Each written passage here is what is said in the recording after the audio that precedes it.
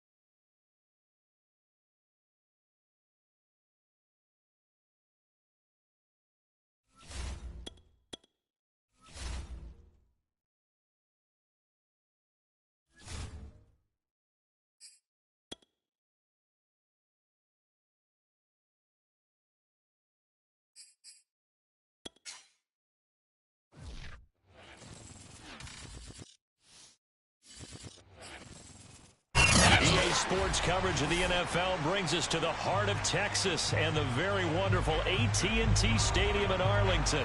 Obviously, they do everything big here in Dallas, and the introduction to the Cowboys, no exception. They're set for football in Big D as their guys will do battle with the Minnesota Vikings. The Florida Atlantic man, Greg Joseph, ready to get this one started. And we are underway from AT&T Stadium. This is Tony Pollard. Samsung LED. And able to get this out to for over 10 years. They have fast shipping, competitive prices, and their stuff comes with a 5-year warranty just in case anything ever happens.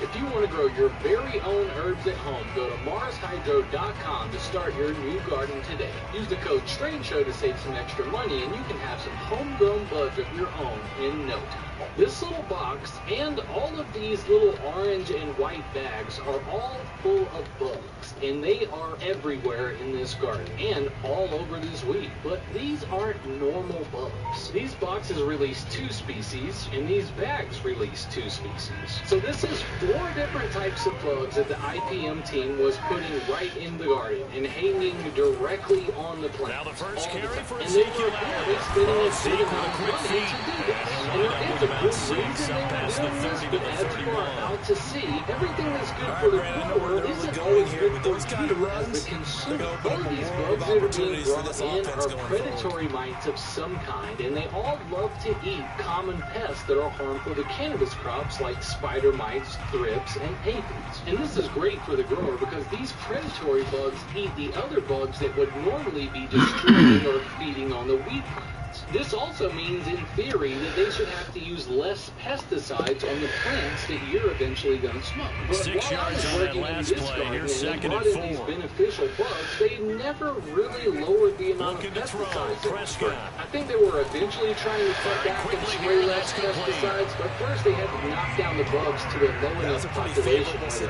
predatory bugs would actually be able to make a difference. So you might be thinking, well, what about all the bugs I put on my weed? Am I smoking all those tiny little bugs?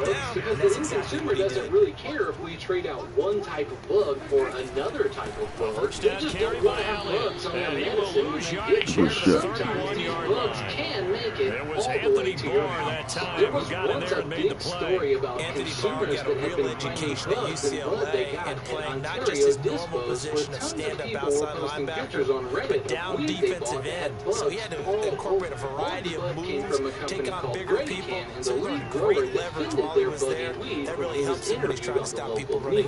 So what is South it Bend, Indiana. that Thought about people going back to think go to they're Notre seeing Dame, but that you're they're a great looking career at at their UCLA bud and now a great and career saying, in oh, the I think NFL. there's a little And he'll be taken down, but not before they work it across midfield. which are used to control. So Amari Cooper out of Northwestern High School in Miami making a nice play there. And it's so funny that when I was going through the draft process, when he came out of Alabama and was inquiring about him and his skills, they say it all began back in Miami. He really became a pro receiver at a young age because of his attention to detail and precision. But don't forget his athletic ability. That's what made that catch there. He did spend 1 year with Teddy Bridgewater as his quarterback there, so that helped back in high school. From Viking territory now, they'll come up 1st and 10 at the 47. And now the Vikings are going to stop it here on defense with a timeout. They'll have 2 remaining as we step aside here in this first quarter. Pretty short life cycle, so if you just don't replace the little boxes and bags towards the end of harvest, they're all dead by the time you cut the weed down anyways.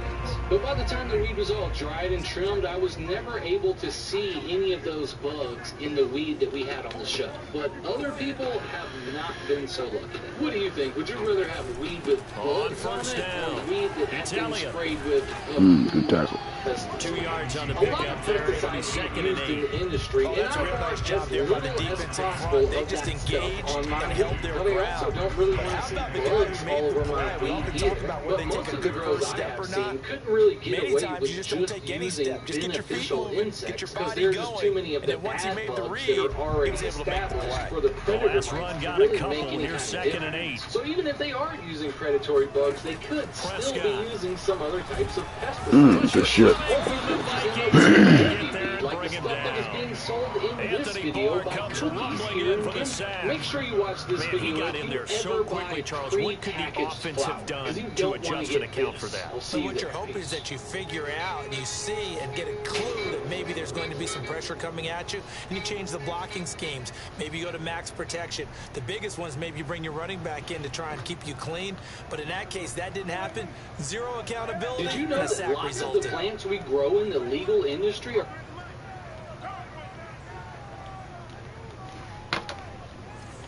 some snitches up because I'm tired of them stealing from me. We got a bunch of Now on goodies. 3rd Check and it out. long, they'll look to throw. I moved everything. Here's this. We got this. Way to hold on to it.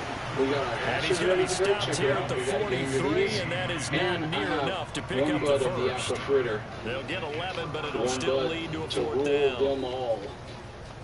Boom. Satanic Goku says, smoke some weed. Boom, boom. Who we got in the house? Robert Miner, Chad Jack of the Tracy, offense Wyatt still out True, there. Donovan, They're Patrick, gonna go Satanic for it. Goku. What the pack? Robert Kaler, thank you all for sticking around and waiting on me to fix the stream. 4th down, Because we were on the Prescott. wrong damn stream. I just couldn't have. Good D. Dangerous throw there as that's knocked down and incomplete. The Cowboys here unable to convert on 4th down. And this defense delivers a turnover on downs on the very first drive of the afternoon. This is the Oleo, the Kimmy Jones live resin. Get that? Oh yes, oh yeah, hell yeah. And we're going to be ripping it out of you already. Cousins and the Vikings Hey, with a yeah. 1st and 10 at This their is own the 43. Landini. I dropped my drop my damn valve pearl right out of the run on first down, but he'll only manage a couple there before he's taken down. I know it's not going to break. Well, any lane that might have been open there was closed pretty quickly. And dish. They won that battle at the point of attack at the line of scrimmage. They used great leverage, helped their spot, and stacked him up. Jones, who else is that? That's what I want to know. Is anybody dabbing right now before we get into some of these? From the 45 on second down, Cousins. Oh, come on, man. So back-to-back plays, each getting Good shit. That's going to lead to a third down. They caught it right at the line of scrimmage, and before he could even think about advancing it forward, he got hit. Great tackling, because that's what you're taught. Don't give up yards after the catch, and most offenses make a living off of yards after catch. It's hidden yards that may not go into the score sheet, but they count big for moving the ball, stretching the field. Really nice open field tackle. Steven R. Hell yeah, Steven. Wearing up the front door. Here we go. Bang. I can't dab right now, but I'll still smoke my vape with you, says Megan Thomas. That's what's up. Thanks for coming to kick it, Megan. Thanks for coming to kick it, everyone. I hope you all had a good day. My day was pretty chill. Pretty chill. Still haven't heard shit about the house, but they did wait. On third down, Cousins. Damn. Good shit. Smith Jr. And he will have a Vikings first down as they're able to get the third down conversion. I know I spent a lot of time talking about tight ends in a lot of cases now, pumped up wide receivers, but they're still big people. They use that frame rate. Backup, just in case these people just disappear, or they just decide, you know what, we don't want to live in a house anymore. And they told us that today.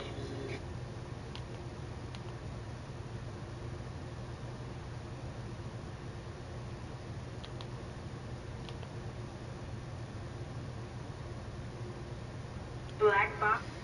Black box.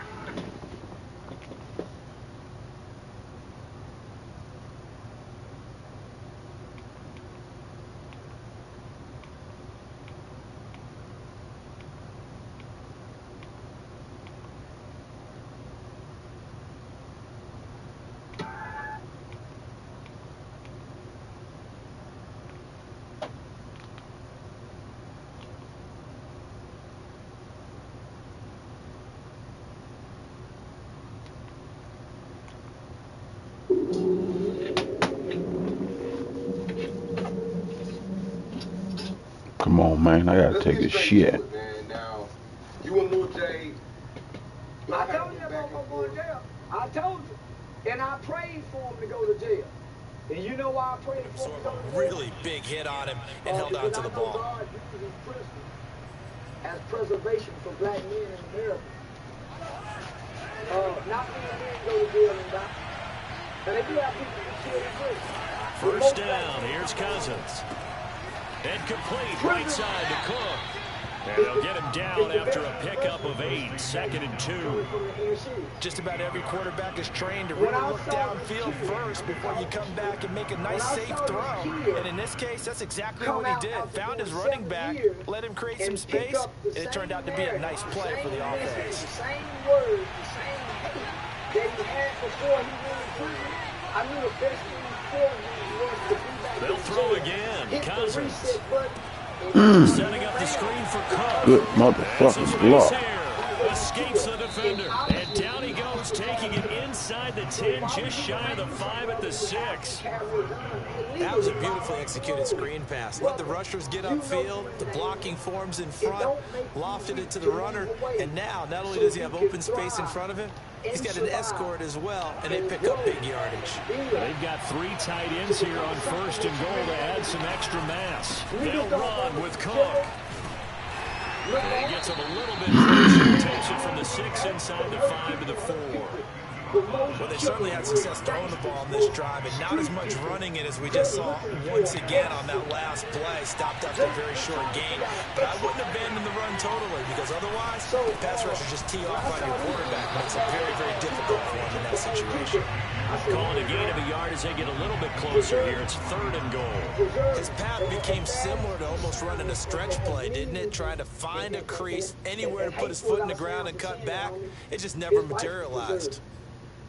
he can live 4-5 more years. He done bought himself some more time to cheat. Let me just say that. Why do you think he This Cowboy defense trying to hold him out of the end zone. They've run it to 3rd and goal. Come on, man. You knocked him in. Motherfucker. Good shit. Cook, a 3-yard touchdown run. And they are able to strike first here on their opening drive. There didn't seem to be much resistance there near the goal line. Yeah, partner, from what I saw there, not a real good job of matching up defensively because to me, goofy just in motherfucker. a base 3-4 package. You need bigger bodies in there in a goal line type situation. The 3-4 fine between the 20s, but not down here when you're guarding your end zone. Extra point right down the middle. And that makes the score 7-0. So, it's natural for young black boys in America to inject the voice and the words of the elder man. He's not used to it. Now Joseph tees it up to kick off following the touchdown. When you hadn't had it. And then I'm not taken at the 15, a short kick. And able to get this across the 20, but not much further as he's dropped it to 23-yard line.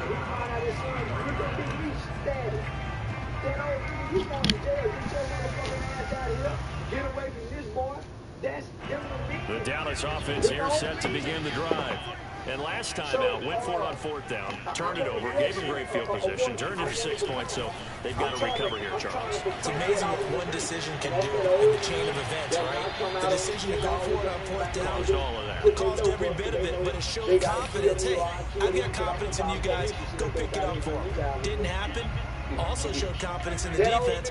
They didn't pick up their end of the bargain, so now they've got to come back out and start over and rebuild that confidence. First down run with Elliott, going to go for about 4. 2nd and 6 coming up. Well, on every play call, you realize it's not going to go for a touchdown, so a lot of your calls are setting things up for maybe later in the game, trying to establish the inside run with toughness now. I fucked that up. Hit the motherfucking button too many times. Pump faking. He gone. He gone, fellas. He might have blew this game. Good shit. Did I just see what I thought I saw? Did I just see what Hit the panic button. had to be?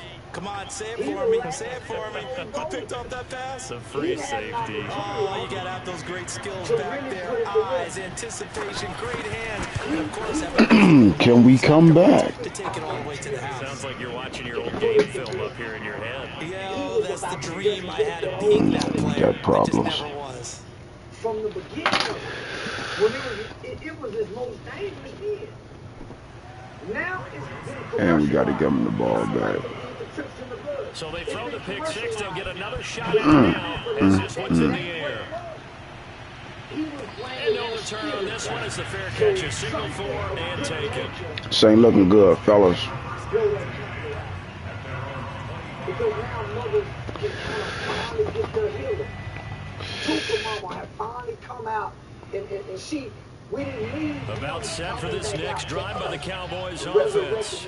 And fresh off the pick 6. They've got to forget about that quickly.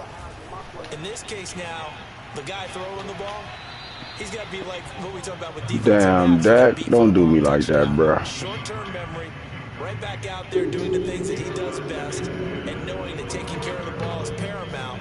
Here's his opportunity. All comes back to those defensive backs for the former DB, right? I don't know where that comes from. It just kind of emerges out of me for some reason. It's deep in there, right? Following the incomplete pass, here they go again. 2nd and 10 from the 25. Yeah, that's game. It's game like a motherfucker. And that now 2 interceptions thrown in the 2nd quarter. And you know, a lot of people look at these guys and they think to themselves that maybe, possibly, they're still thinking about the first one. And they probably are. I think in this case, he's just trying to atone for the first interception. Tried a little bit too hard, maybe forced it a bit, and instead created a second one. Following the interception, Cousins Hi. Touchdown! From 17 Good shit. yards out, and the Vikings are able to strike quickly. Toast. And onto their lead. This is it, fellas. Ooh. Extra point splits the uprights, and it's now 21-0. So the extra point good, and the roughing call. This Madden, we can come back. 50 for the kickoff. And I think this is a good chance to pin them deep if you can land the kickoff inside the 5-yard line or so. Gain some field position for your defense. And they will not get a chance to return this one as it's through the end zone for a touchback. Now the Vikings will use the second of their timeouts. So that means they're down to one remaining here as we head toward halftime. As you hear, there must be someone missing from this table. That one broken body will be removed tonight. They go back to the air here after the INT on the last drive. That is caught by Lamb. And he'll be taken down, but not before they work it across midfield. Now that's the kind of big play you'd like to see. This first half, it hasn't gone their way. They could use a shot in the arm, something to perk them up a bit. And they get one here in the passing game. This offense finding its legs now. Here's another 1st and 10. To throw is Prescott. And he'll go right back to Lamb. And he is tackled inside the 40, not quite to the 35. Now the Cowboys going to burn the first of their timeouts as the clock will stop with 21 seconds to go here in the first half. So from the 36 now, 1st and 10. Now Prescott. So excited in this game.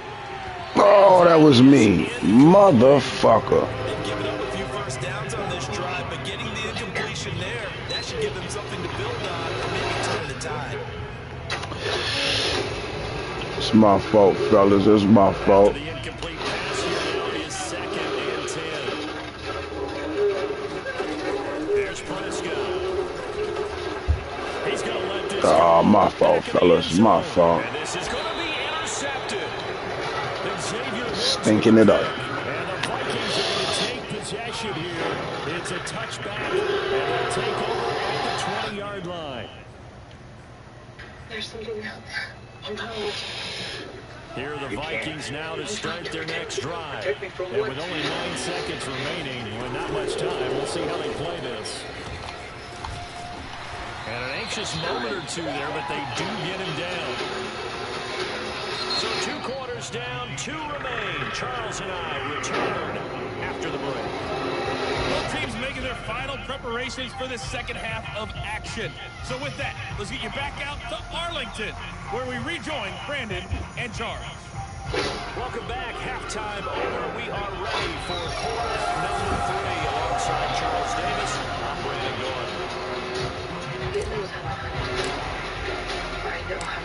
The Vikings have left their position. They've got the lead to get this football as well as we are back and underway for the second half. As long as we don't play like this in the league game. And he'll be stopped up at the 25. Here are the Vikings now to start their next drive. And it's hard to imagine that the first half could have gone any better for them. So what's the approach here in the second half? Just continue to play smart football because they got the other team down and they feel Getting burned, fellas. The obvious thing people would say is just keep attacking, but I think you also have to be smart about it. Avoid turnovers. That's about the only thing that can derail you at this point. Attack, but make sure you take care of the ball. Cousins now to throw on first down. Welcome home, Esther. Got a man and he hits him in stride. And they'll get him down as he's inside the 40. Good shit. Good shit. This offense certainly is not because they're showing no signs of backing down, even with a 3-score lead here in the third quarter. I think they keep taking their shots. They've seen blown leads happen throughout this league. They don't want to fall victim to it themselves.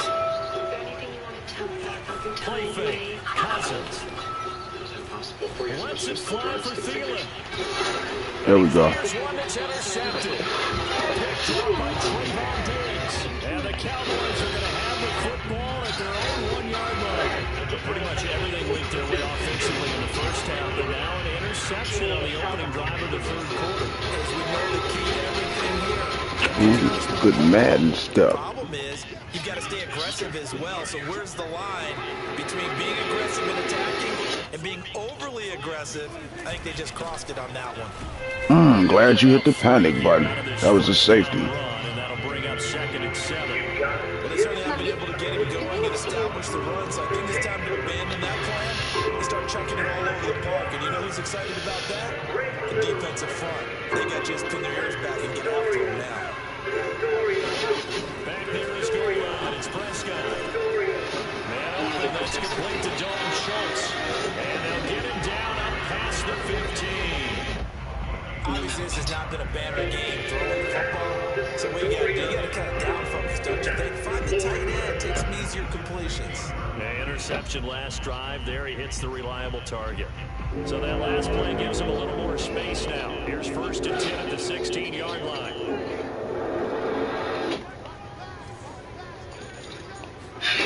Prescott from the gun. Toward the sideline, and look at that catch. Dragging the toes, and that's going to be a 1st down. Well done. Well, we talk all the time about playing situational football. Right now, I think the scoreboard is dictating what they need to do. Where they are in this game, they've got to push the ball downfield, take their shots, try and get big chunks of yardage in a short amount of time. That was a nice play there. Let's do it. Let's climb here. Meanwhile, Dak's throw pulled in by Lamb. And he'll be taken down across the 50 at the 45 in enemy territory. What we have here is a sustained drive, and that was certainly AWOL in the first half. They really struggled to try and move the football. But right now, they certainly seem to have the formula working. Let's see if they can keep it up. Okay, so just stay behind me. A 1st down throw for Prescott.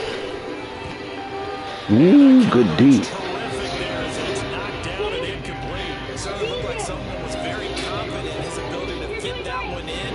I would say he was overconfident because there wasn't a whole lot of separation there. Had that one covered pretty well downfield and knocked it away. Trust me. What was that?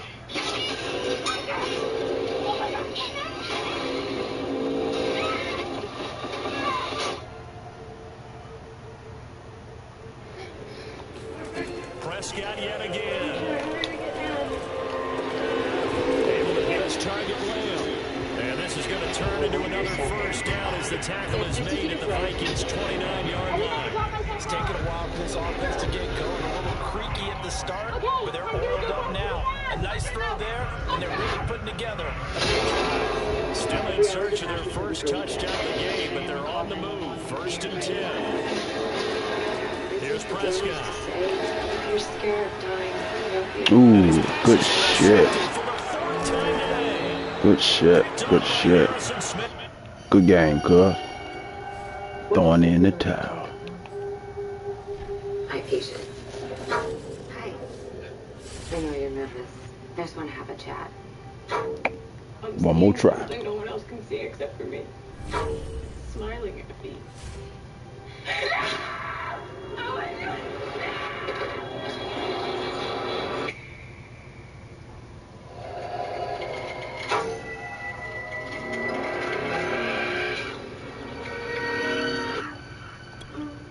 Yesterday, a patient in your care died brutally in front of you.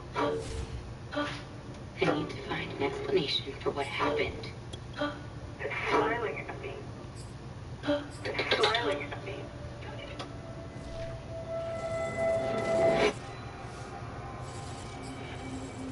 The NFL is on EA Sports, and we're at Raymond James Stadium in Tampa, Florida, with the echoes of Cannon Blast still ringing in our ears from the north end zone. The Bucs were introduced a moment ago, and they are all set as their guys will do battle with Dak Prescott and the Dallas Cowboys.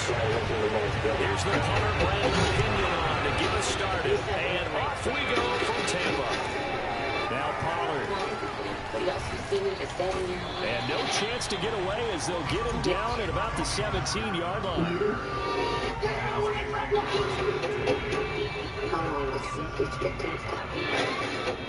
None of them survived long enough. Today's my 4th day. running. I have to face it. How does it make you feel?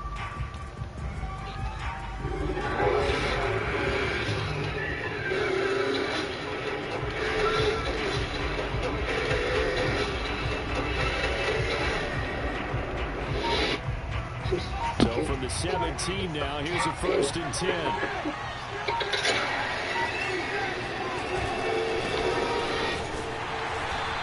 Take this up only to about his 18-yard line. They'll wind up getting a yard on the game's first play. It's 2nd down. My mother struggled with Well, it's hard to have vision as a runner and find a hole when there's nothing but defenders in your way. They stacked that one up really well. But give him credit. Instead of trying to bounce it out and turn it into a big play, which might have turned into a big loss, kind of just took his medicine there and took the 1 yard. She said the boys didn't really want her. Here's 2nd and 9.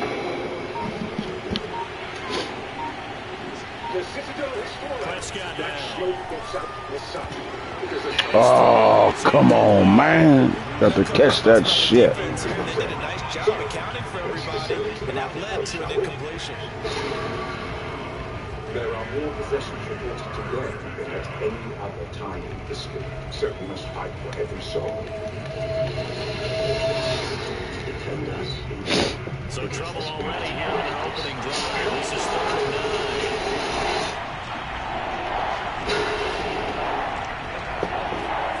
Prescott to throw. Oh, how am I fucking that shit up? They forced him to throw that one into coverage, and just like that, they're staring at a 4th down. Well done. Just enough to protect yourself.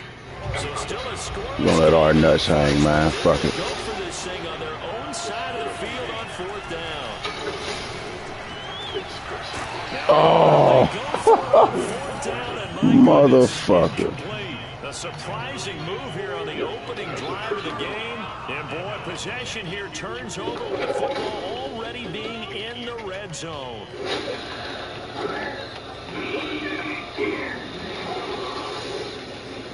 Be careful. Once you know the devil.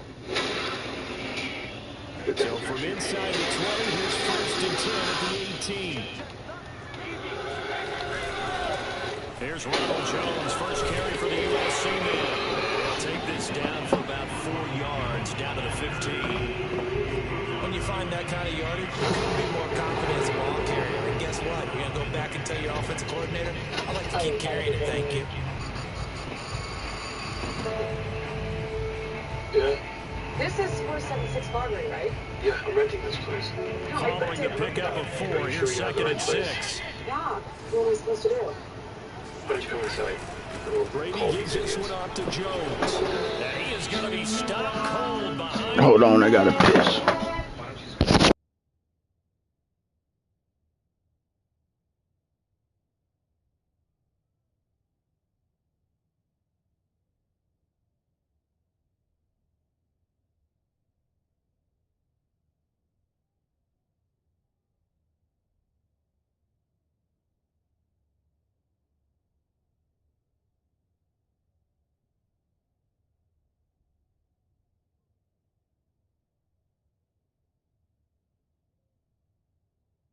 Line of scrimmage.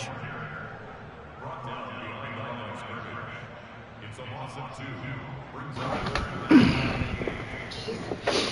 Well, good field position to start the drive, but under the gun now here on 3rd and 8. Now Brady. And he's going to go down. Sacked back at the 24. Jabril Cox coming in to drop him for a loss of 8, and it also brings up 4th. So Brady departs, and on is Ryan Succop for the Buccaneer field goal. From the right hash, it's a 41-yard attempt. Succop's kick is good. And the Bucs take a 3-0 lead. In the end, the opening drive, Charleston Fields maybe not the touchdown that they wanted, though. Yeah, but bottom line, they wanted to get something out of that drive, and they did that. 3 points, they won't turn that down at all. Bounce out of the back of the end zone, so we will start here at the 25.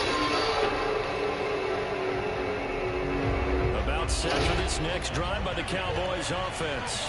And on that last drive, went for it on fourth, turned it over. Good job by their defense, so they held them to 3, but this offense has got to be a little bit better, a little bit more careful.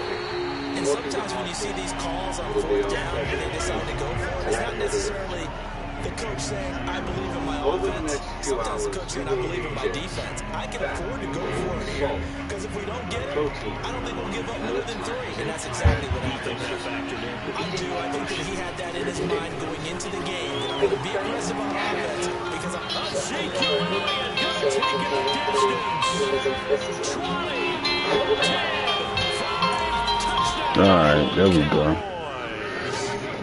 Ezekiel Elliott, 75 yards. And the Cowboys on just 2 plays have taken the lead. What happens inside this room is meaningless compared to what happens outside. Zerline connects on the extra point, and that makes it a 7-3 lead. Nature is timeless.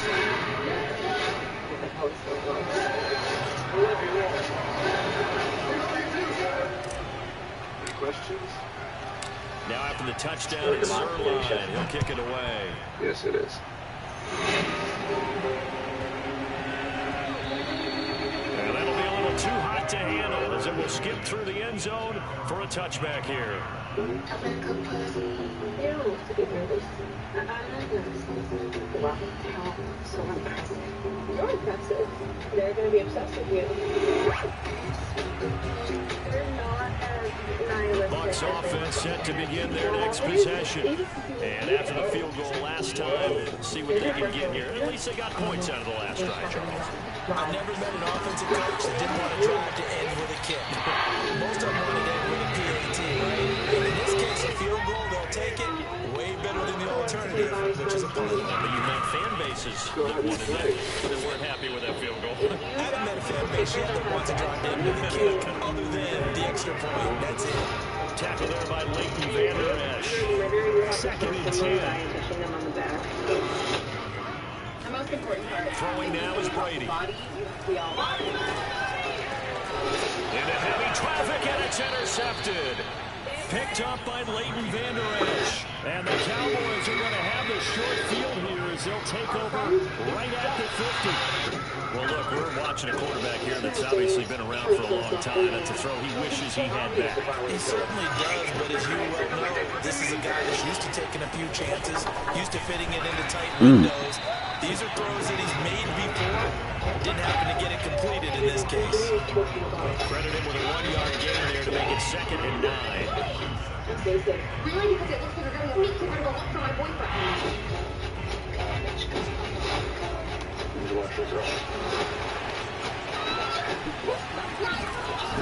Again to Elliott. And a nice run. They're going to take this close to the first down marker at the Bucs' 40-yard line. 86 yards rushing for him as he's got the afternoon off to a great start.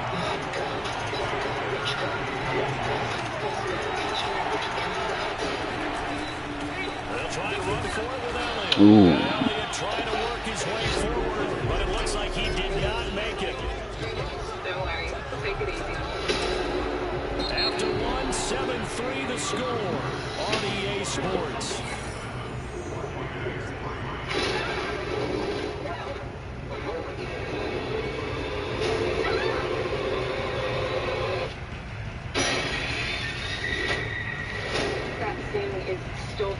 Too long for a field goal, too short to punt that in between range, and they'll go for it on 4th down.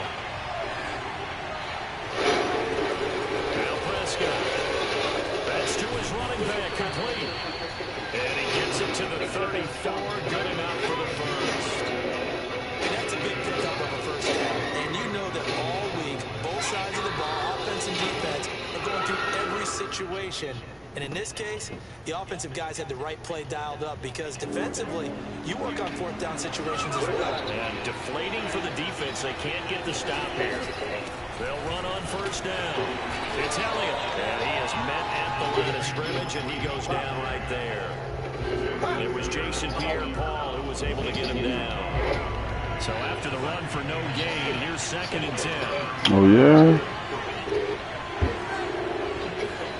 Looking to throw. Prescott. Damn, Dak, why you just floating it up there like that, man? Good shit. And the Bucs are going to take over at their own 30-yard line. The timing is everything on a route like this. He tried to drive that football into a tight spot. And if you're a little early or a little late, chances are there's going to be someone there. And sure enough, this one's going the other way. The Tampa offense ready to get their drive started. Trying to shake off the interception. He'll look to throw. Looking for Godwin, and he's got it complete. So a good spin move there before. How the fuck they CR plays, but we the one that got the pick. 7 yards to pick up there. There's plenty of videos of Flash and all that. We gonna get. So. On 2nd down now. It's Jones. And for a second straight play, that Cowboy defense gets him to the ground behind the line of scrimmage. It'll go down as a 2-yard loss, and it brings up a 3rd down. It's aliens. From the gun, it's Brady. For the perfect time to shove them out pros and biases. This one's swung out here to Jones. And he gets us to the Good shit. midfield across the 45 before going out. That turned into a very well orchestrated play right there. Going to work his way out the backfield to the right. And after he worked it in, he found plenty of space to roam and picked up big yardage. Now a 1st down carry by Jones. And he still has yet to get on track in this 1st half as they're going to stop him behind the line. 2 yards the loss, 2nd and 12. It's not tricky.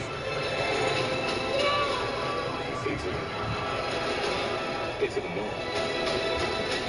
2 minutes to play in this 1st half. 7-3 our score. If you don't look at it.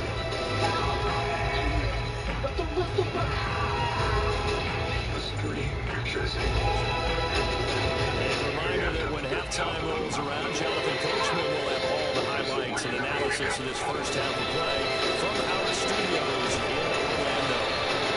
They get 11 back on that one. It leads to 3rd down. When Mike Evans sees man coverage, I don't think he's the only guy that gets excited. I guarantee the guy throwing the ball does, because guess what? He's got a lot of options about where to place it because of Mike Evans' size and frame.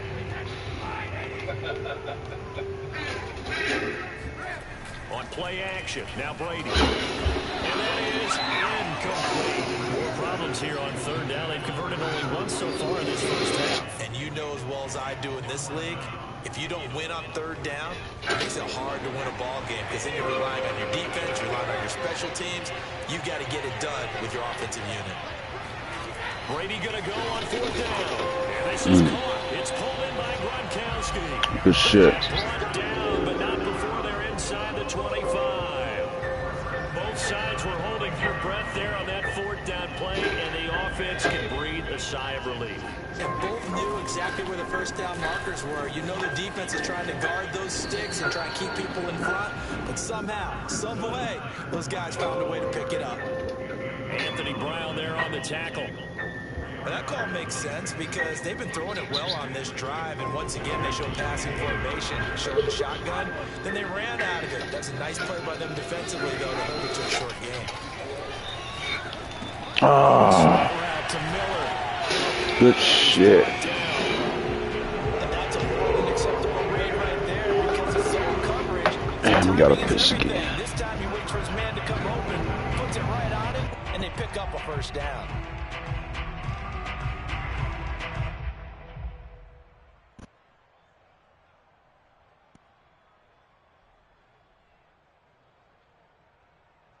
So it's 1st and goal, and a great opportunity to get that lead back before the break. They're going to run this with a tight end. And he'll actually lose a little bit of yardage here. Back to the 2. Now the Bucs going to use the 1st of their timeouts as they stop it with 19 seconds to go in half number 1.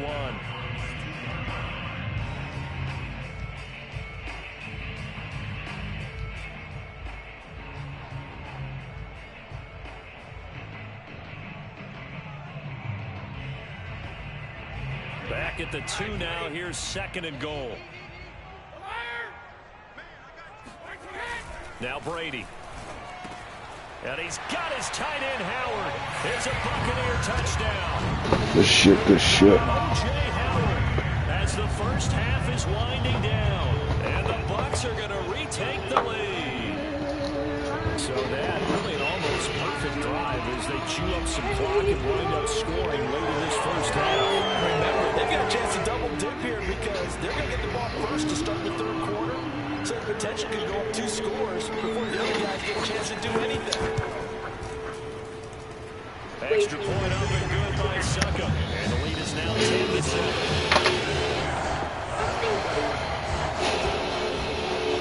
The terrorist killer. So not much time to speak of remaining in this first half as he kicks away. And that one will bounce out of the back of the end zone, so we will start here at the 25. About set for this next drive by the Cowboys offense. And they'll take over with just 16 ticks remaining before intermission. I'm going to make this right. Going to take a shot for Gallup. Well, this is taken in. It's complete. Now a timeout taken. Perhaps a chance for one more quick play and then another timeout if they hurry. We'll see.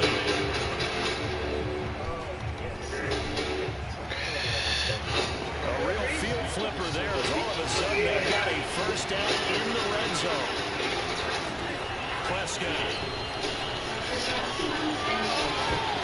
To the end zone, but it's incomplete. He did a fine job there of not hitting it before the ball arrived, and I've got to tell you, you can often mistime that play because of the angles of approach. When you're going to get it, sometimes you panic as well and think, I've got to be there right now. Instead, in this case, timed it perfectly and knocked it free. And Zerline's kick is good. And that will do it. Good drive. First half. That's it for the first half. 2 more quarters to go. We'll have plenty more to see after the break. Second half straight ahead from Raymond James Stadium. Both teams finishing up their halftime adjustments. So for the call, let's get back over to Tampa and rejoin Brandon and Charles. I can feel you pulling things around in there. It's a brand new organ. Never before seen. We've all felt that the body was empty. Empty of meaning. And we've wanted to confirm that. And we welcome you back live now inside the booth alongside Charles Davis, operating gun, set and ready to rock for the third quarter. Much more dangerous place now that the pain has all but disappeared.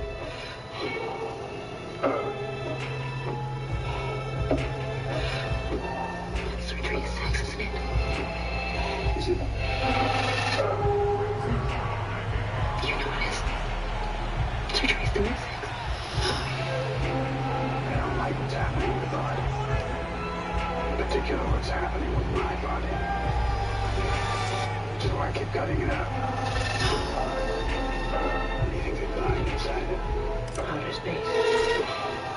And ready to get the party started for the second half. It was an even first half, all tied on the scoreboard. Pulls it in at the 13. And he'll go down as this drive will start at the 25-yard line.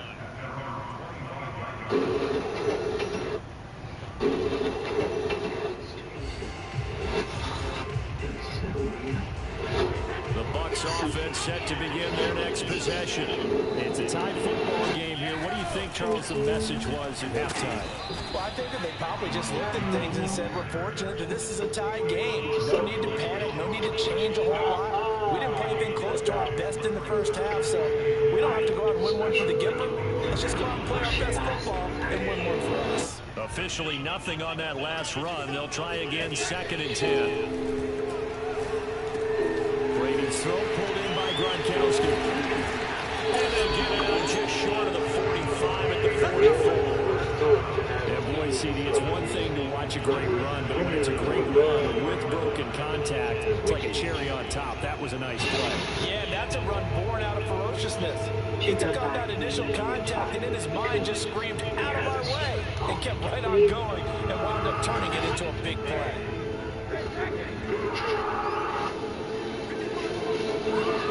Brady now on first down. That's complete to his receiver, Galvin. And he takes this one down almost all the way to the 30. A big play there on the catch and run. This is a nice example of an offensive coordinator scheming his guy over just a little underneath route, just trying to free up some space, and it worked awfully well. Got him not just space, but plenty of room to run after the catch to pick up really nice yardage. So from Cowboy territory now, here's 1st and 10 down at the 31. Brady throwing complete here to Fournette. And he works it to the 30-yard line here, right at the 30. Not much there, only a yard. As a defense, you're more balanced when you're in zone coverage because you're able to keep your eyes on the quarterback and see the play develop in front of you. They're able to keep the quick pass in front of them and stop it right at the line of scrimmage. So throwing it on 2nd down. Brady. What is y'all doing out there, man? Doesn't quite make it, taking it within an eyelash. Dropped it to 1. Boy, how about the speed with which this offense can get down the field? It's taking them no time at all to get down here. And now they're set up with a 1st and goal. I would love to, but I... Come on, everyone's dying to me. Jones. And he'll actually lose a little bit of yardage here. Back to the 2. It's a loss of a yard there, and it's 2nd down. This defense is just flat getting after it. They have not given up much of anything in the run game. Case in point right there. On 2nd and goal. Brady. What are you doing down there? And it'll be intercepted. Picked off by Trayvon Diggs. And the Cowboys are going to have it here as they'll start at their own 7. So it was a drive that had real promise here to begin the 3rd quarter, but ultimately derailed by the INT. And that was the position you wanted to be in. Coming out to start this 3rd quarter, get a nice drive going, looking for the end zone. Possibly got a little bit too greedy right there. I'm curious, They'll start the drive with Elliott. This will be stopped about 2 yards shy of the marker. 8-yard gain, 2nd and 2. And that looked like some pretty easy yardage there right up the gut. And he's a guy that has some height to him, so when you don't have to drop a shoulder or create or get through contact or trash, makes it a lot easier to stay upright, see the field, and make a run as we just saw there. 103 yards for him on the ground now as he has been terrific here this afternoon.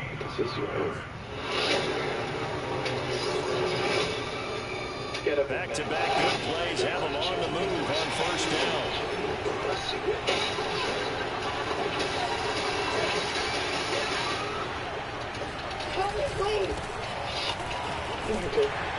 Good shit. He will lose yardage and be backed up to the 24. He'll lose a yard there, and it's 2nd and 11. Vision and speed, 2 of the attributes that you might say are important for a free safety, and we saw both the evidence there. On 2nd and 11 now. Prescott. Oh, good D. And it's intercepted. Picked off by Jamel Dean. And they will take over at the 26-yard line. Before we came up to the booth, last thing he said when we were up the field, we're going to play mistake-free football. Well, that just went out the window there with a pick. And you remember what you said to me when you were walking up to the booth after he said that? You're like, oh, fatal last words. Every time we hear that, things tend to pull apart a little bit, and that's what we saw there. Didn't get enough on that throw, and it turned into an interception. I'm so sorry, sir. I'll read me on hungry. And that is going to do it for this 3rd quarter of action. You are watching the NFL on EA Sports. Don't jump to conclusions, comes through. What do we have here? Working late, huh? Because Kaepernick's the horse of the affair. Case closed. Then I got just jump into conclusions. A little bit. You've never heard of Richard Oswald. Play action. Now it's Brady. This Mm-hmm. is going to be intercepted. Picked up by Demonte Casey. And the Cowboys are going to have it here just past the 25. But we say it often, Charles, but not all interceptions are created equally, and that is a big one here in a tie ball game in the 4th quarter. And Brandon, when games are this close, it usually comes down to the team making the fewest mistakes. And that's one of our mantras back at Tennessee, because as you say all the time, the team making the fewest mistakes will win. You've got to cut those down and give yourself an opportunity. That's one of the hard hallmarks of all those old school football players, isn't it? Tough, hard, gritty run, got behind his pads, bowled over a few people. Look at that one, right up the gut. So up through 3 quarters, no reason to lighten up now.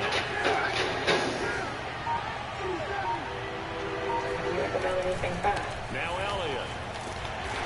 This shit. Just no cutback lane to be found whatsoever.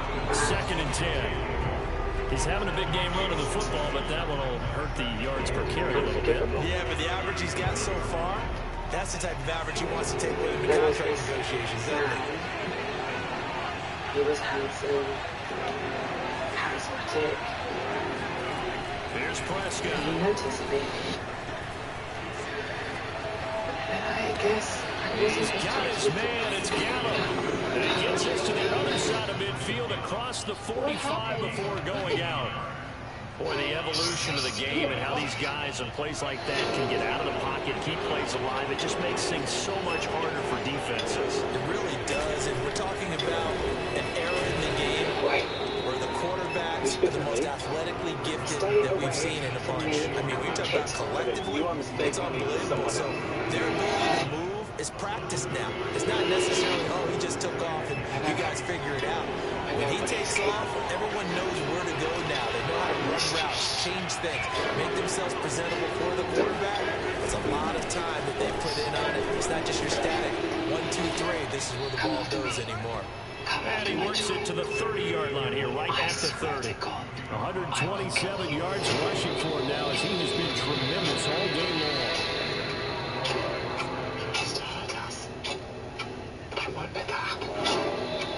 So 1st and 10 now from the 30. I'm the only one that can see you. The only person who really knows who you are. They'll run left with Pollard. Room here to run. And down he goes, taking it inside the 10, just shy of the 5 at the 6.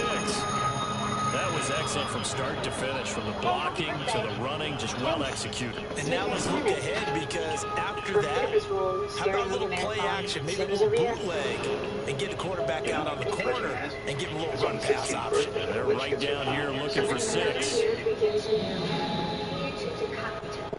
Let's go, baby. Maiden, mother, and crown too. We call on thee with one request. For our intentions manifest.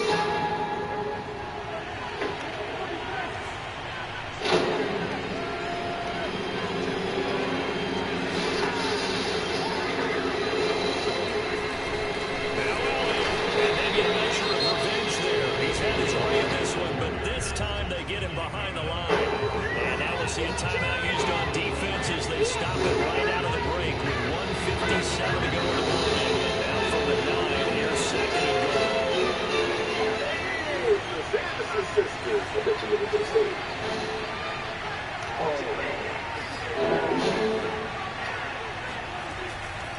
They'll try again with Elliott. And for one of the few times here today, this one's not going to go anywhere. He'll go as no gain on the play, and now they're looking at a 3rd and goal. Partner, I know we're in a goal-to-go situation, but my goodness, think about running the ball here, not even a thought, is it? Defensively, they're in a prime spot. And I think the defensive guys are probably expressing themselves to them as well. I would run here, guys. You might want to try throwing it. She's throwing her career away. Just like her mother did. So I'm the only one who can stop her. She's listening. Oh, champagne. Oh, 2, please. Just leave the ball. Thank you. A lot of tired bodies on that field, but this is a big play, 3rd and goal. As much as this will pain us both, we'll have to follow through to make this work. Here's Prescott. This is caught. Touchdown, Cowboys. Ezekiel Elliott. He scored on the ground and through the air. And the Cowboys have broken the tie. No arguing, no passive aggression, but aggressive aggression. Try to keep the snoring down. Zerline good with a PAT. And that makes it a 17-10 score. Well, Dad, this is the day. I'm supposed to see us do today. That made me look bad. You need my help there. Now after the touchdown, it's Zerline. He'll kick it away. He might be working with the Sharks.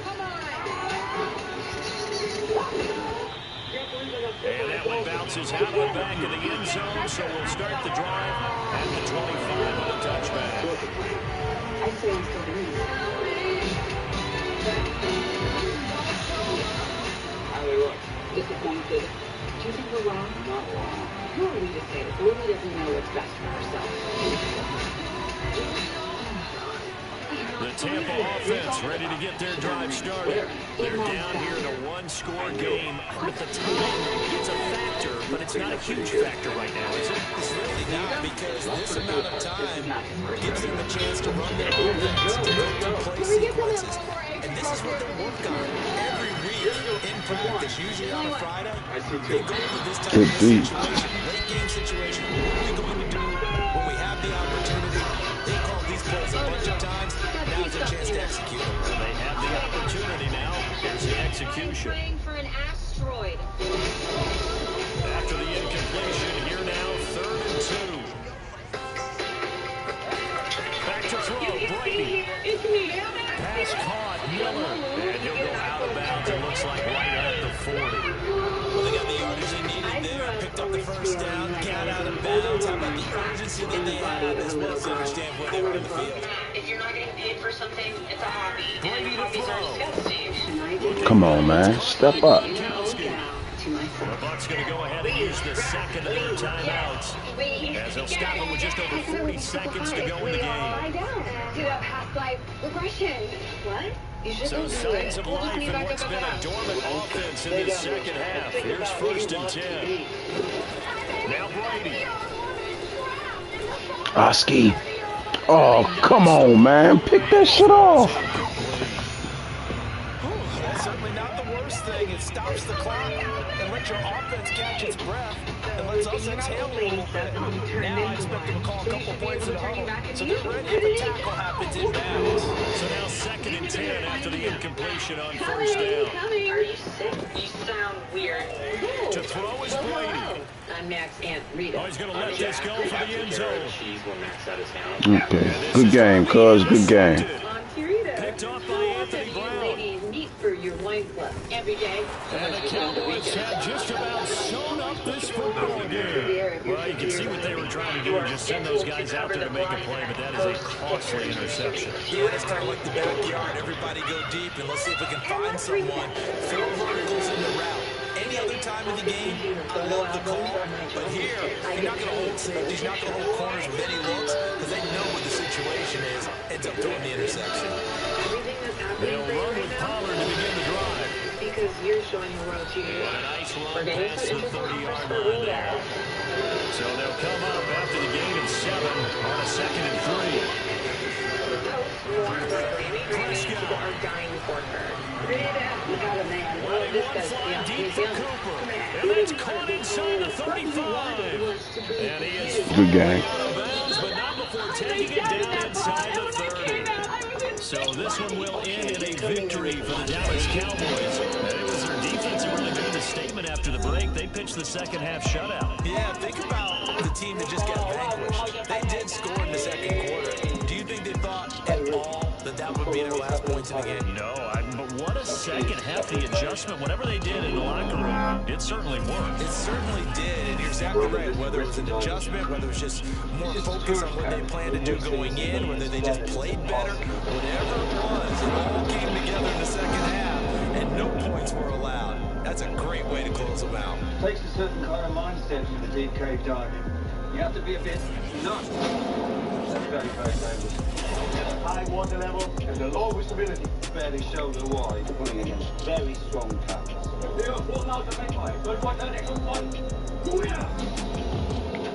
Last seen 9 days ago, 12 boys and their coach are trapped in the flooded cave. Hello? Hey, we're here. How many of you? 13. 13? They're all alive. Can we go out now?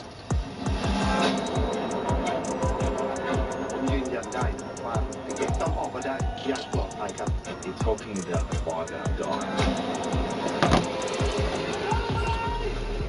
trying to hide those kids the whole way. What you've been bringing out is dead bodies.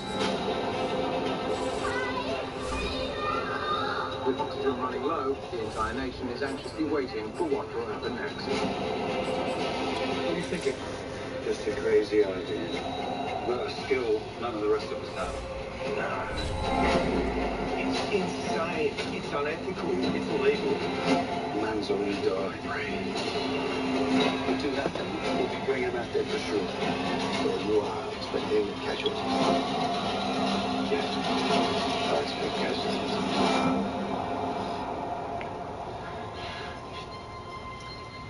Johnny, okay? Yeah, I'm okay. Just give me a minute.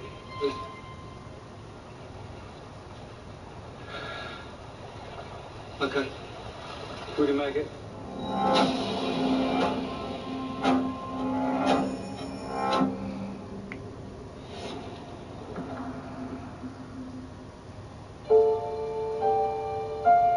Mrs. Joe Johnson. I'm worried about her. She's alone. Molly Johnson grew up out here. She knows the way. I'm just a drover's wife. Cross me and I'll kill you. I'll shoot you where you stand and I'll bury you where you fall.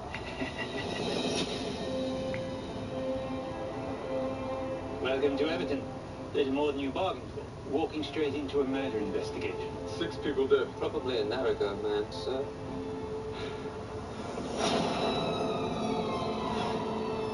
Are you a bad man then? I think I am. Well, where travels faster, Andy. State your business. The driver's Jack. Said this driver didn't show. First time in 8 years. You're a good man. Come with me. Did you believe her? Molly Johnson.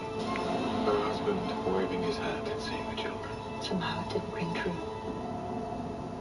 Our secret.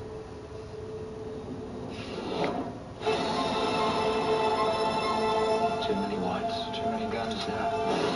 This land needs a law. You dare look a white man in the eye, Jackie? Fight for my children, fight for my life, I will. Whilst hunting savages, please do not turn into one. My children need me. They need their mother.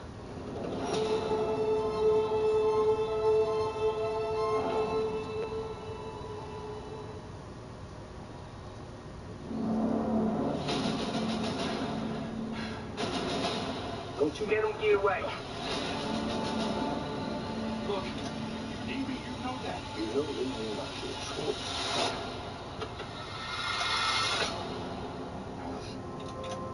On the ground. Now! You got to remove it. Right now we got no video, so Just my testimony. kind of complicates things. I'm here to update your security cam. You're in the wrong place. We got Frank Richmond, big police captain. I forgot to mention, my daughter's coming in. Feels good to be back. You really are a backcountry girl. Look at me, son. You be clever out there. Use the big swim.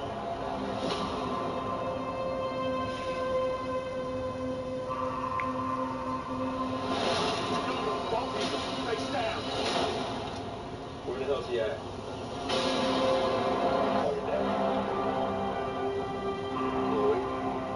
I'm just at the cabin, and I wanted to make sure that you're still coming. Why do you need to get to my dad? Fix what's broke. You made a crucial mistake. I'm gonna do what I do best. Very easily. Ready for whatever's coming my way.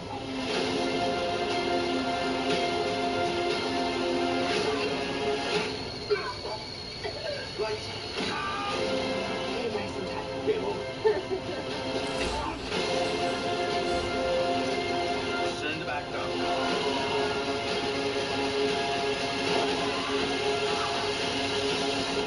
Nothing personal, pal. Just in the wrong place at the wrong time.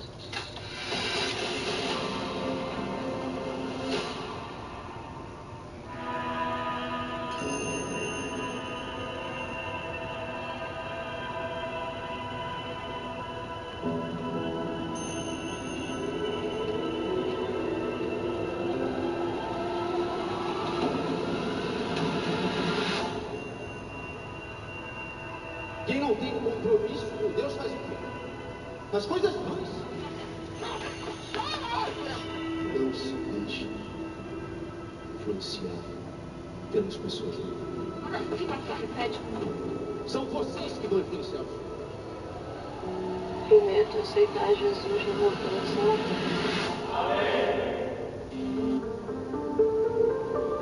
Mariana, obrigada, Senhor, por mais um dia. Isso aconteceu há muitos anos atrás. Ela devia ter a minha idade, mas era a mulher mais devassa de todos os tempos. A verdade é que Melissa manchou na cidade. Até que uma iluminada apareceu. Uma máscara e acabou fogo na cara dela. Como estará Melissa Garcia agora? Esse é um mistério ainda sem respostas. Eu vou achar Melissa. Vem. Eu acho que o pessoal do trabalho sabe de alguma coisa, mas eles estão escondendo. O senhor acha que eu tô possuída?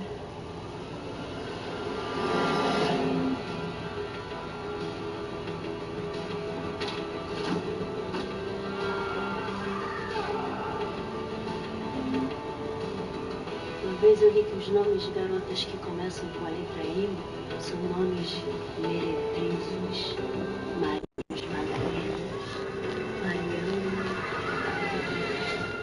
Bom.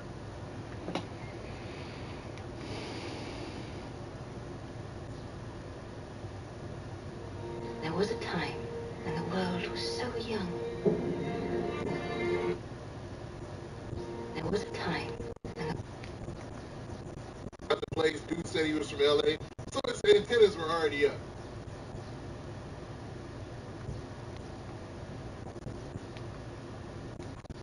Hey, what's up, what's up, what's up, what's up, man? What up, everybody?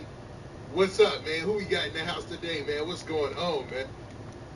We've all heard of how Soulja Boy and his crew tried to run down on Charleston White, and Charleston White wasn't having none of that, and ended up giving him the day treatment from next Friday, man. You know what I'm saying?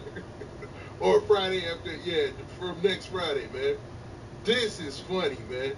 And I got the video of Charleston White explaining the whole situation, man. So I'm going to let y'all get in here, but do me a favor, man. It took me a while to load this up, so show your boy some love and make sure you hit that like button, man.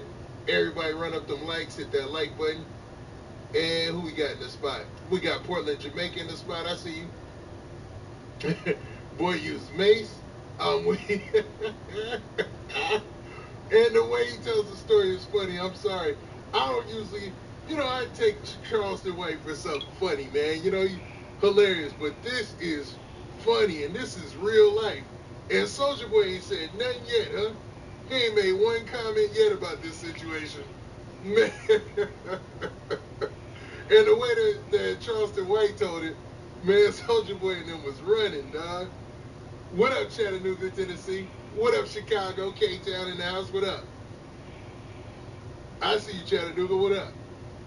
All right, man. Everybody hit that like button as y'all get in here. Make sure you hit that like button. This is funny, man. I can't wait to play these clips. Let's actually, man. Let's do a couple more shout-outs. But, man, obviously, okay, just to level set everybody. Charleston White unknowingly went to, Charleston White is very critical of rappers. He's very critical of most gangs. He's very critical of most people in the hip-hop industry, right? And unknowingly, he went to Miami for a vacation during the same week as Rolling Loud, which could be disastrous for him because a lot of people don't like Charleston White. You know what I mean? What up, Helltown, Chicago? What up? Yo, a lot of people have a problem with Charleston White, right? But it seems like only one rapper attempted to run up on him. He even tells in the story, and you're going to hear, he ran into Lil Durk in the club, nothing happened. But it seemed like Soulja Boy took issue with how he called him out on his last interview with Say Cheese. And man, if this isn't one of the funniest stories you ever heard, bruh, he said that he basically whipped out the mace and just went to spraying cats, dog, and went to double spraying cats. Funny stuff, man. Oh, man, y'all hit that like button, everybody. Make sure you run up those likes, man. Let's go, let's go, let's go. All right, man, let me shout out a couple more cities. Harlem, New York, what up? B-More, what's up? What up, man? What up, Marley G? I see you. All right, North Carolina in the house, what's up?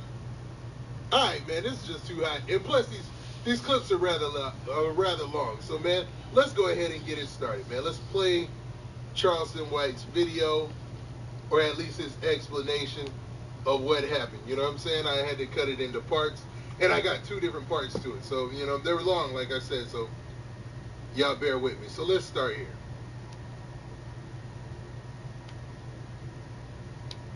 And hopefully this file isn't too big.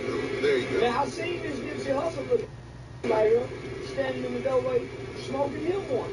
So I said, man, you work here? You smoking in the door like this here? He said, no, I'm from L.A. So I thought to myself, okay. So I was just standing in front of my wasn't bothering nobody, standing up, what kind of tree you in there? Palm tree? Whatever kind of tree you in there, I was standing there looking at palm trees, minding my Then all of a sudden, this big old black Sprinter vehicle pulled up and stopped in the middle of the street. Them niggas was finna kick my ass. Yeah. And all I can imagine, them niggas get out the car, and all them niggas had all the big niggas. Yeah, they wasn't in shape, you know. They wasn't like the Mayweather niggas. They was a big flabby belly niggas. All the niggas were big and flabby belly.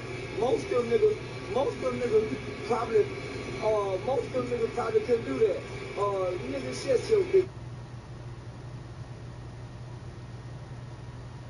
So listen, so all them whole ass niggas jump up out the car, right? They 12 deep. They in one of them big old Sprinter vans. So all of them get out the goddamn car. I'm standing outside by myself. Now I'm walking in Miami by myself, no security. I didn't even know they were having no rolling loud down here. I'm down here to see my celebrity friend. I done stumbled up into a wall. Okay, so for those of you who are getting here late, man, Charleston White is just opening up the story and talking about basically what went down with his interaction with Soulja Boy, man. So far, he's chilling outside, and, you know, as he said right there, they saw some dude who looked like Nipsey Hussle, and he asked him about the place. Dude said he was from L.A., so his antennas were already up. You know, he's already thinking like, oh, man, what the world's up with this? You know what I'm saying? So it seems like, you know, he already was aware that, man, maybe something ain't right with this situation. All right, man, let me continue this. Yo, before I continue, do me a favor. Make sure y'all hit that like button. We should have 300 likes already. So make sure you hit that like button, man. Let's take a time right now to run them likes up, all right?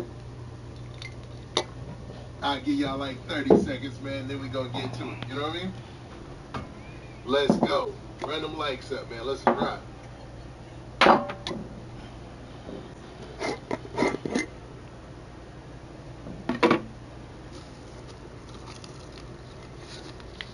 Alright, man, hit that like button, man. Come on.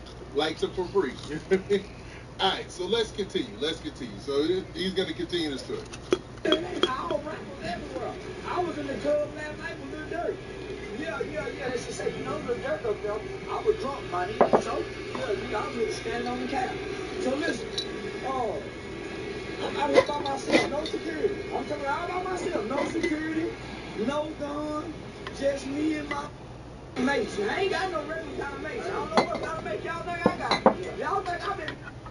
Do y'all really think I've been the kind of weapons and guns and nails and screws? I mean, I got a railroad screw. I just couldn't get it through TSA. But I got this bad through TSA. I ain't gonna show you what kind it is.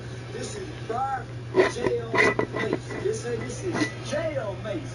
This ain't like the kind that blow back on you. This ain't that kind. Hell no. Say them niggas ass with the hot. Say them niggas ass. I know that.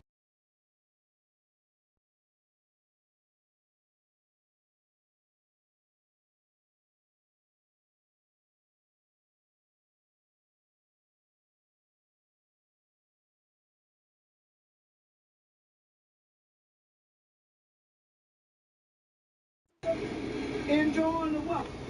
All of a sudden, I see this black car stop, and it stopped in the middle of the traffic. Don't give a damn about the people behind me. I said, what time do we do this? What time? Yeah, so basically, man.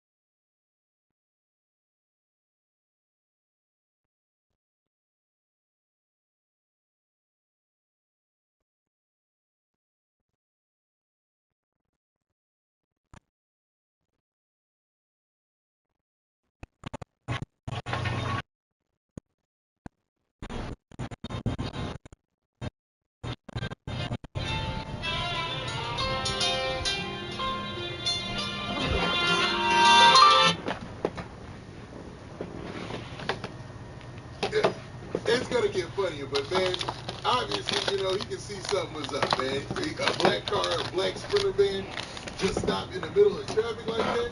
Something up, bro.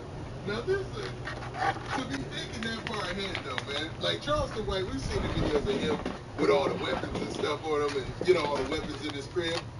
But to have just some mace on stash too, just in case, man, this he stays prepared, man. That dude stays ready, man. And as much mess as he talks, you would expect him to do so. But most people wouldn't. They would be slipping at some time. But it looked like Charleston White wasn't slipping out. All right, so let's continue, man. They're gonna stop in traffic and don't care who's people behind. So all of a sudden, a bunch of black people got out the car. And then none of them look like they've been working out. Then none of them look like they can do push-up. They showed them like they can do pull-up. They look like they can do pull-up. So I noticed everybody who got out. Went down to tie their shoes. Everybody got out and had to put his flip-flops on. So all these tying their shoes and putting on shoes. I don't think nothing of it. Now, the person I'm with say, that little boy, I don't think nothing of it. But I noticed all of them walking in unison, like the NSYNC boys when they dance. All walking in unison, coming toward me. Now, there's a door right there to the stove that you can go in and buy Nike and Michael Jordan tennis shoes. When I realized that you wasn't going to put my Michael Jordan tennis shoes, I said, hey, man, that might be a problem with one. So the way I keep the mace position, let me show you. The way I keep the mace position, I keep them right there. And I seen them looking out. I eat on in there and get it. I eat on there and get it. Now, I don't sense no danger. I just find it mighty odd and mighty strange for 12 to be coming toward me. And my back is against the wall. I'm in a corner. If they get me in this corner, it ain't no telling what they can do to me. And everything. I couldn't stop 12 if they wanted to. I did not want to be in that position. Not with a pink shirt on. So, obviously, like I said before, man, Charleston White stay ready, man. He ain't gonna be out here slipping. He ain't playing with these cats, man. You gotta watch them old cats, man. They resourceful, man. And you can tell he went to thinking, and the way he's telling the story, you can actually see the fact that he was thinking this out and thinking all the way through this. All right, man, y'all wildin', man. We should have about 700 likes right now. Y'all do me a favor. Everybody in here right now, make sure you hit that like button, man. Run those likes up, man, before we get started. I'm going to give y'all about 30 seconds, and we're going to get back to it. So, come on. Everybody, make sure you run up them likes. Hit that like button, man. What old dude be saying, the hook a brother up special, hit that like button, hit that share button, man. Make sure you do them two things, and we gonna rock. Let's at least get up to 700, 600 likes, you know what I mean? Alright, regardless, that's 30 seconds. So let's get back to the video before we do some more commentary. And I had on a white t-shirt or a white beater that would have been different, but not in a pink shirt. So he hit that button right there. See that? I hit that button right there where it could be in you. The soldier boy, the first one to come. So he's standing there. He ain't armed me, but he can bow. His arm wasn't that long. I didn't let him swing. He said, I want to talk.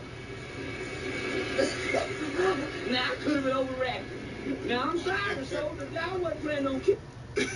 I'm sorry. I apologize.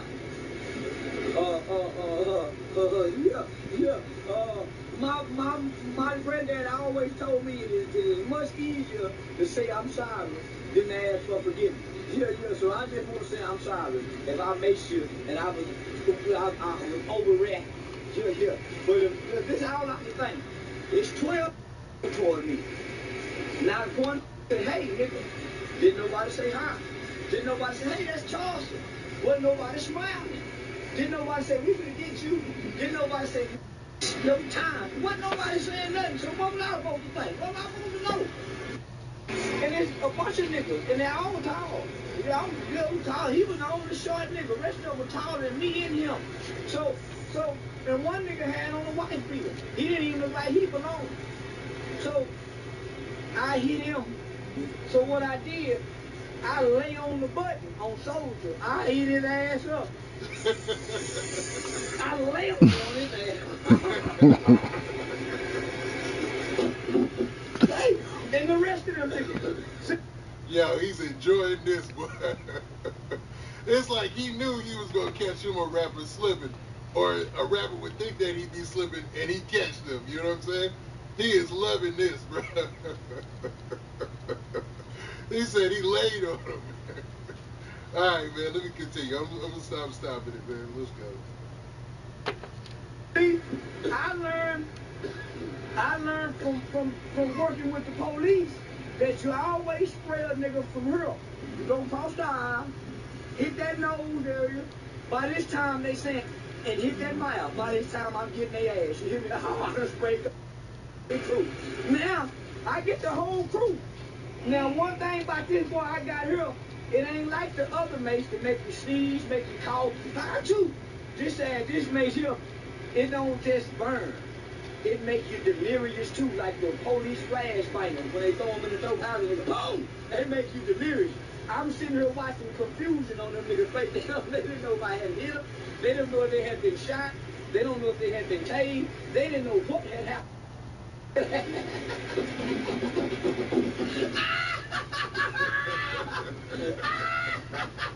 Hey, boy, I'm looking at them niggas, and I hit them one more time just for goodness sake.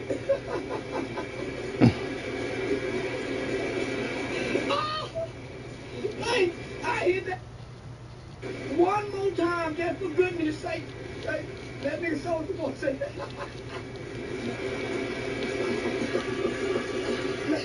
man, you, and he say, bro, you maced me?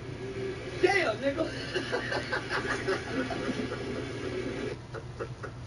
Man, this is wild, man. Like I said, this going down in history as one of the funniest days in hip-hop, man. I ain't think I'd ever see a superstar rapper get the day-day treatment from next Friday, man. And Charleston White is loving every minute of this, bro. Every minute of this, man. Crazy, man. All right, hit that like button, man. Let's continue. And I got a whole nother clip. Like, it was long, so I got a whole nother clip after this as well. Hey, I say, yeah, nigga. That means I don't know what 12 nigga want to talk. I don't know you nigga want to talk. Ain't no, next time you nigga better holler with a bullhorn, you better use the police bullhorn and say, hey, we want to talk. Next, nigga. Nigga, you can't even walk up to no nigga like me, holler about I want to talk. I don't want to talk to now, so. Hell no. I want to talk to a hoe. I don't want to talk to no bunch of niggas. If nigga got rings on this thing, boy, that nigga hit me across my head, one of them rings, put that eye out, it'll go by. I also the boy put that eye out. I also the boy hit him in his goddamn eye, put that eye out. I bet he closed his mouth now, because that eye closed now. They supposed to do me like that. You lying to me?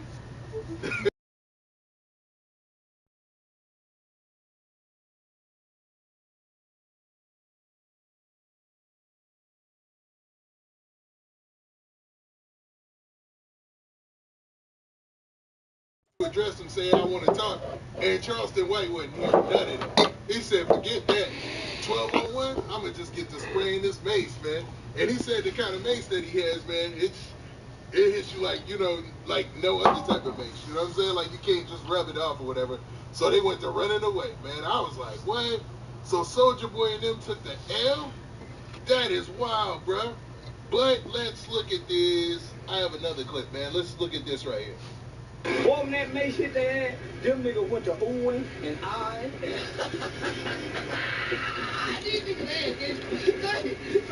Say, boy, that unexpected surprise. See, most you niggas are prize fighters. I'm a surprise fighter. Yeah, most you niggas go. I'm talking about y'all prize fighters. I'm a surprise fighting motherfucker. Surprise! Oh, man! Say, I'm finna go give me some white boy security. I ain't letting them get their lick back. They won't get their lick back now. Wait, 12 niggas? I put 12 niggas later.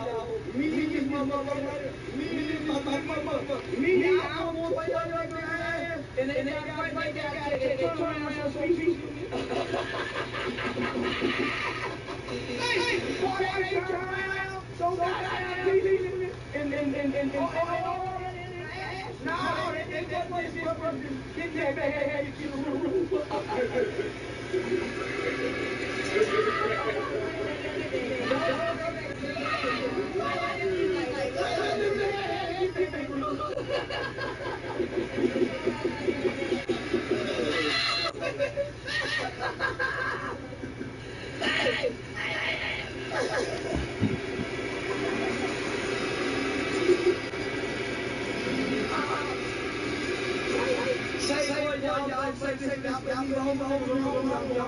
Listen, you can't control over you got to be very to a cat.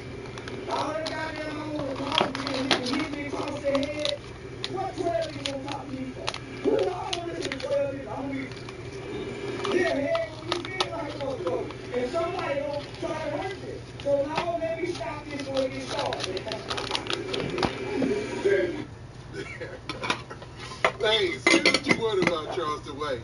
He ain't no fool, man. Alright, man. We got like 1,300 people in the house, man. Make sure y'all hit that like button. We should have about 1,000 likes. So, man, hit that like button, especially if you're enjoying the content. You know what I mean? But, man, Charleston White, he's actually a thinking man. You know, he displays that in his interviews with Say Cheese and whatnot. But, man, to think that Soulja Boy and them was lacking like that, I mean, not to say they was lacking because they were 12 deep, and it is only him. They probably thought he was no threat. But, man, he gave a surprise to them. And he said, man, he ain't going to let them get his lick back. So he about to call them some security for the rest of the weekend. Now, to think that Soulja Boy would end up being the person who caught the L in this situation, if you would have told me that in the beginning, I'd have been like, no way in the world. But, man, if this isn't entertaining, I don't know what is, bruh. Because this is just straight comedy. Because Charleston White outsmarted them. Let's be real. He completely outsmarted them, man. So I just like hearing them tell that story, man. So let's play that first part again, man. Especially for those people who are showing up late, man.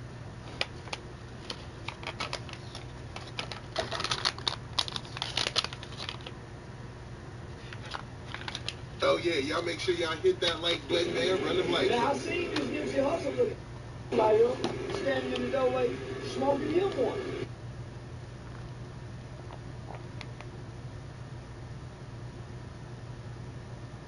Memorial is growing in the Norwood section of the Bronx as family, friends, and neighbors pay tribute to a man who was stabbed to death in broad daylight in what police say was an unprovoked attack. Eyewitness News reporter Sonia Rincon has the story. It's just like, it's annoying, it's frustrating, I'm angry. I don't even know. Nathaniel Rivers' stepdaughter, Aisha, is struggling to make any sense of his murder. It's rough. It just more so feels like a piece is missing. And it's not even a day, it'll be 24 hours and a few hours and still it doesn't feel real. Rivers was sitting in his car with his wife yesterday afternoon when an emotionally disturbed man approached them. Police say the man attacked Rivers for no reason. His family says Rivers got out of the car to try to get help. There was a struggle, and he was stabbed in the chest. His wife tried to help, but she was not able to save her husband's life. He got taken away from his family. He left his girls, he left his son, he left his little brother. He was literally ripped from us. Today, here in a Norwood community that knew Rivers and his family well, people came to pay respects.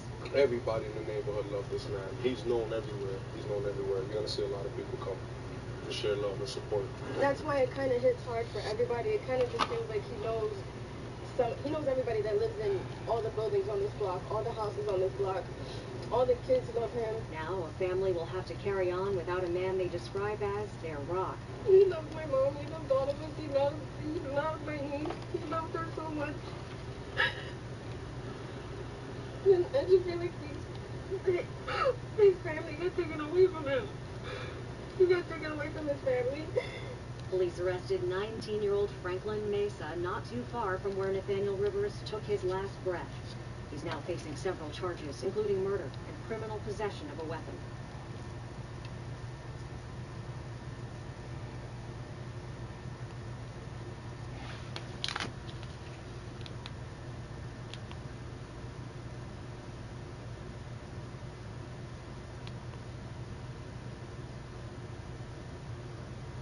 Actual living plants have a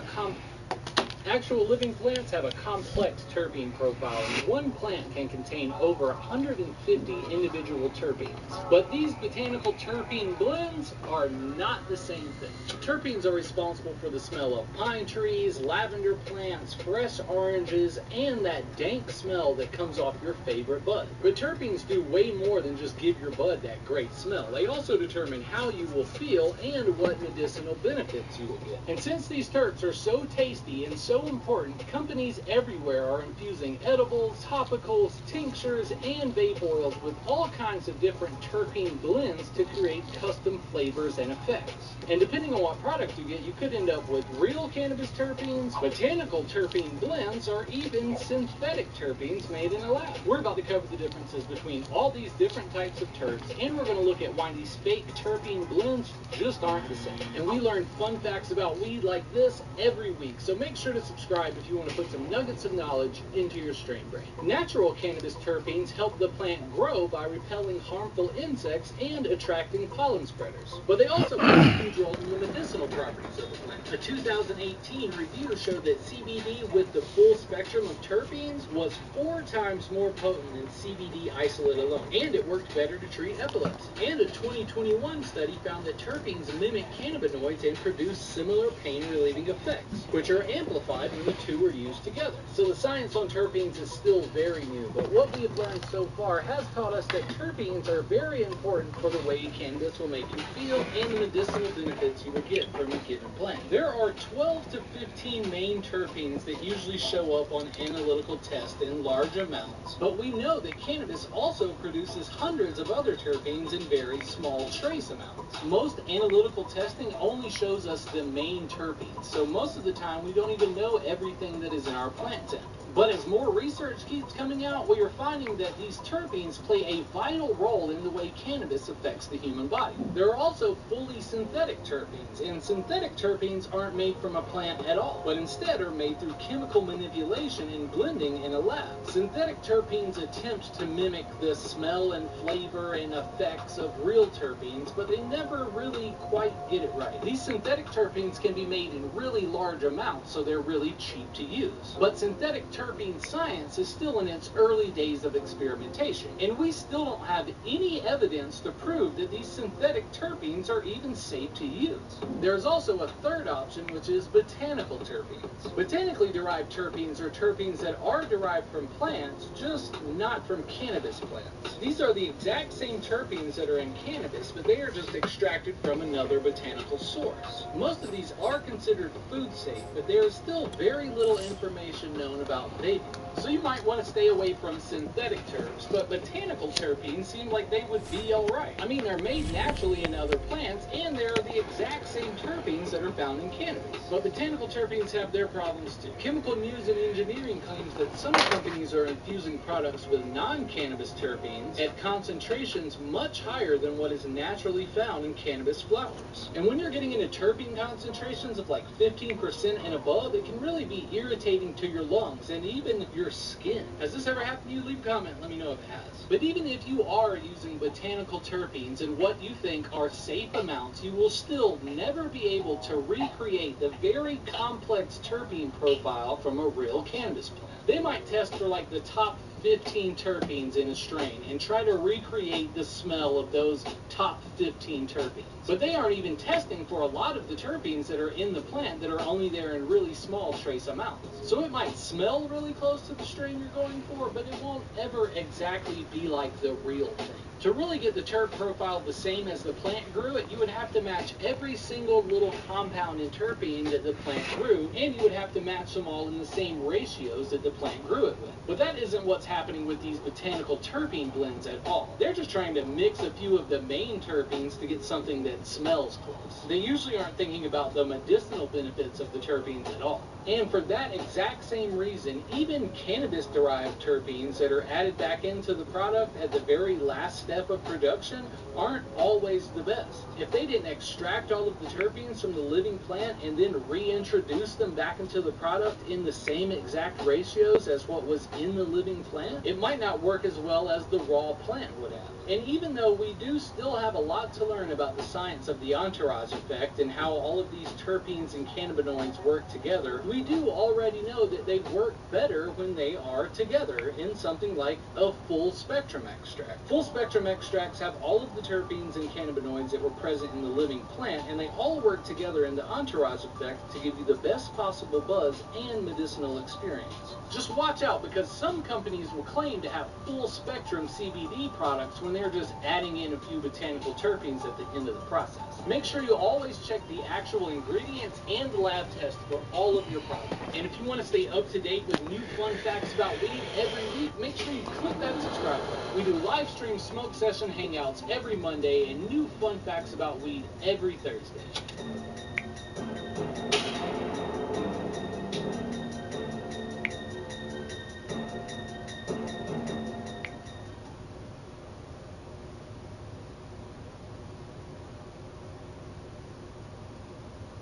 Hello and welcome to the Build a Soil YouTube channel. Today is Harvest Day. It is episode 24 and we're on day 66.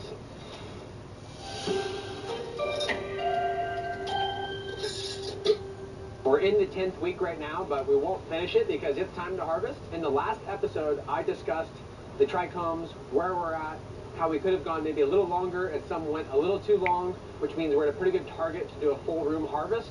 You can be as attention to detail here as you want. You can take every part of the plant, look at all the trichomes, and pull them at that according rate, but I like to have a variety, and for me, when I harvest, at least when they're mature, everything's good. As a new grower, a lot of times, you'll hear 8 weeks, and you'll see if maybe you can pull it like 6 or 7, or someone will tell you they have a really fast finisher. While there are a lot of fast finishers out there, most of the time, I go at least 9 weeks. And it's turned out that going almost 10 on the Northern Lights was a little too long, but I think it's going to be really potent. Also, the Coots, the Papalolo, the one, those look really finished. So I'm excited. There's one that could have gone longer, but looking at the trichomes on some of the finished ones, there's a lot of amber. And I'm happy with that. As mentioned, as you start to grow something more than once, you'll learn where your favorite window of harvesting is based on your own interpretation, based on trying it multiple different ways. And we always encourage you to do that. That way you become independent as we go through today's harvest day. So I just want to focus on a few things. I've got the room next door set up, which we'll show you in a second. It's going to be a little above 60 degrees at the peak of the day because the air conditioner can only keep up so much. Its bottom setting is 62 degrees. If I keep it on high and just run it, regardless of temperature, it should be able to bring it down in that 60-degree range. But during the peak heat of the day, it's 90 degrees out, it's probably going to be in a 67 to 68 degree range. Maybe a little bit cooler, we'll see. But to me, that's totally acceptable. I get a lot of questions from all of you asking, hey, I'm about to harvest, I've watched your video, I'm at 65 degrees, is that okay? Or I'm at 72 degrees, is that okay? Yes, it's all okay. When you get above, say, 80, 90 degrees, I'd be very concerned with the quality level, and our goal is to keep it closer to 60 degrees. But that's the target. There's been herb growing in worse conditions for a long time. You have to focus on the weakest link. If you're at a warmer temperature, you want to keep moisture down because you don't want to get bud rot because it's warm and moist. In that 60 to 75 degree range, I feel like you can dry very well. Just be aware that it's slightly warmer than we want. And the main reason that we want it cool is these terpenes are volatile, and some of them are going to off-gas with a little bit of increased heat, exposure to light, the less stable terpenes, and they're going to dissipate. We're talking carbon, hydrogen, and oxygen, and it's not going to stay exactly as it was while the plant was growing. But through proper drying, we can preserve the best parts of it. And with good genetics, good technique, you're going to have incredible odor, and you're going to have incredible odor to taste translation, and that's the ultimate of what we're after. That's what's fun to share with your friends. If you grow a whole bunch of plants and one tastes really good and smells really good, that's the one you're going to want to bring to share. So that's the goal. Right here, we've got the autoflower in the quadrant 1. This one, right here, this feminized seed, this is not an autoflower if you've been following along. I'm going to let it go a little longer. If I harvest this plant and I bring it in like a week after the others, it's so small, it's not going to jack my moisture too much. But what I don't want to do is like harvest half the room, wait a week, and then harvest the other half in the same drying room. It'll mess with the moisture. So for me today, this is the only one I'm going to leave in here because I want it to go a little bit longer. Everything else is going to get harvested. And right away when I look at this one, what I'll have to do to separate these two plants is to either pull this trellis net off or to cut it off. Depending on your scenario, it might be easier to cut it, which is a waste of the plastic, or you can gently pull it off. The next thing that I want to do, that's a little harder when the net is on, but I can do it, is I want to defoliate. You're just staggering the work. So by the time it goes in the jar, I'm going to want it to be fully trimmed. But when I go to hang it, it's okay if I just leave all the leaves on it and hang it. It's not going to ruin the herb. But I feel like I could be exacerbating some problems if I just don't defoliate at all. And I want to avoid some of those problems. So if you're in a drier climate, it makes more sense to leave more leaf material on because that's more moisture attached to it that can slowly dry. And doing the whole plant works the best because the whole plant, based on that whole stem, slowly relieves the moisture from the big stalk and all of the buds. As soon as you separate all the buds, they tend to dry faster. What we're after is a prolonged drying time. So right here, if you look, I've got a leaf that if I were to pull off, it's already dying. I don't want to leave that in here because it's going to be absorbing moisture and it could then start to mold because it's dead and I don't want mold in here. So to encourage cleanliness, I really think that you should go through and at minimum defoliate everything that looks weak, right? And some people will leave some of these big ones on and they'll hang down and kind of shield the plant, especially if you're drying in less hospitable environment where there's dust and stuff. This will kind of shield the plant. But what I typically do is, because I'm staging the work and I'm already going to do this, I'll pull every fan leaf off, either with my hands or with scissors, that does not have any frost on it. And the main reason is I'd like to keep all the leaves intact that do have the frost on there, so that when I go to the second stage of trimming, I can buck all those fan leaves off into a collection area where I get to harvest those trichomes instead of throwing them in the trash or into the worm bin where all this is going to go. And so there's a couple ways. You could have a bucket here and some scissors. A lot of times you'll find that you get limited with the scissors, and so you'll start going by hand. Eventually you just start dumping it on the floor and agree to come back and clean up later. It's easier to strip and rip, come back and sweep it all up when you're done. Make sure that you clean it up. The other thing is I try and get everything that's accessible here first. Personally, this is easy. I go through, I grab everything with my hands, and then when I'm done and I harvest the plant, I'm going to harvest it, flip it upside down, put it on a hanger, put it in the dry room. Then in the drying room, if I have enough space, I can stand there and I can pull off some of these lowers that sometimes are harder for me to see when I'm standing here. It's easy to do the first one perfect, but when you've got a lot to harvest, you end up missing some stuff. You just want to get the job done. And like I said, as long as you get the main ones that are kind of dying off of here, there's no real reason why, if you're super busy and the weakest link is that you have to harvest, I would say just flip it and rip it. Like grab the plants, flip them, get them in the dry room. Then you can come in there and defoliate as you please, as opposed to telling yourself, I've got to do it all perfect and